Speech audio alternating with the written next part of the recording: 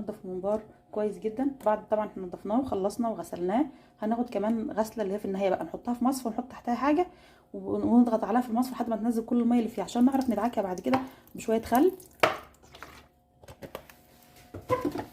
وكمان شويه ملح محترمين كده، وشويه دقيق لو موجود، دقيق ذره، دقيق ذره بتاعنا البلدي ده، وننزل فيها كده. هتلاقوها نزلت كل البواقي اللي فيها تحت في المصفى على الناشف، يعتبر على الناشف نوعا ما كده. نزل كل اللي فيها كده. بصوا دي كده اخر مرحله. اما في مرحله النقع بقى بعد كده هغسلها غسله كويسه على الحوض وارجع تاني. هنعمل لها بقى محلول النقع، خل تقريبا نص كوبايه خل، ليمون نحط القشر بتاعه، ملح، دقيق، ونقلب ونسيبهم بقى.